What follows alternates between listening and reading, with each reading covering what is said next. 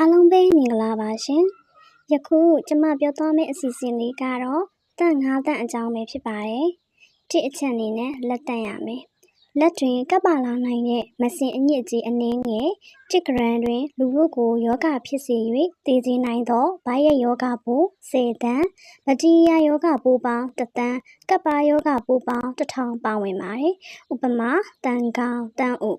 တန့်ရှင်းသောလက်စီတစ်ခွက်အစားမစားမီနှင့်အစားစားပြီးတိုင်းအစားမချက်ပြုတ်မီမပြင်ဆင်မီအသားငါဥအမျိုးမျိုးတို့ကိုကင်တွယ်ပြီးတိုင်းကြက်ငယ်ထိတ်စာများကိုကင်တွယ်ပြီးတိုင်းလက်ကိုတန့်ရှင်းအောင်စီကြောရပါမယ်။နှစ်အချက်အစာတန့်အစားအစာတန့်ရှင်းရေးသည်ဝမ်းပြတ်ဝမ်းလျှောယောဂကာကွယ်ရန်အဓိကအရေးကြီးပါသည်။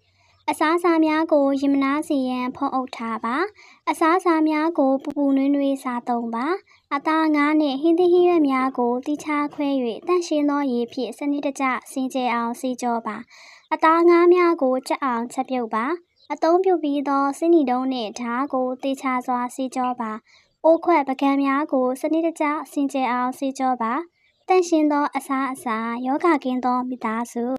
3အချက်ရေတန့်တန့်ရှင်းသောတောက်သုံးရေရရှိစေရန်အတွက်ရေကိုကျူးချက်တောက်ပါ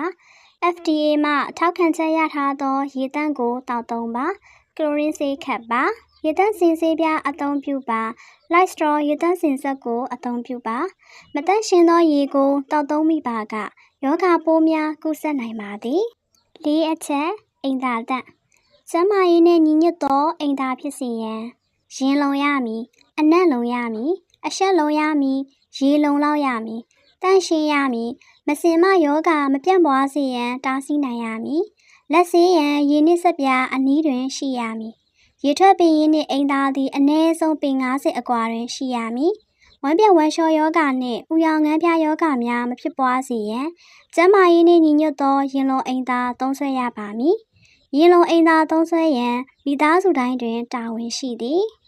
9အချက်ပတ်ဝန်းကျင်တက်ကျန်းမာရေးနှင့်ညီညွတ်သောပတ်ဝန်းကျင်ဖြစ်စေရန်အမိုက်များကိုတတ်မှတ်အမိုက်ပုံးများတွင်သာစနစ်တကျစွန့်ပစ်ပါကြွက်ချင်းရင်မပေါက်ပွားစေရန်ပတ်ဝန်းကျင်တန့်ရှင်းရေးကိုအလေးထားဆောင်ရွက်ပါရေမြောင်းများအားရေစီးရေလာကောင်းအောင်ဆောင်ရွက်ပါစီကမ်းမဲ့အမိုက်ဆွတ်ပစ်ခြင်းကိုရှောင်ကျဉ်ပါမြေပြင်နှင့်ရေပေါ်တွင်မစင်စွန့်ခြင်းကိုရှောင်ကျဉ်ပါအန္တရာယ်ဖြစ်စေသည့်ဓာတ်ငွေ့မီးခိုးငွေ့များစီကမ်းမဲ့ဆွတ်ထုတ်ခြင်းကိုရှောင်ကျဉ်ပါပတ်ဝန်းကျင်တန့်ရှင်းရေးအလေးကျင့်ကောင်းများတန့်၅တန့်အကြောင်းကိုပြောကြားရင်းပဲဒီနေရာမှာပဲနှီးကုန်းချုပ်ခွင့်ပြုပါရှင်အားလုံးကိုကျေးဇူးတင်ပါတယ်ရှင်ဘဟုတုတရရှိမယ်လို့လည်းမျှော်လင့်မိပါတယ်ရှင်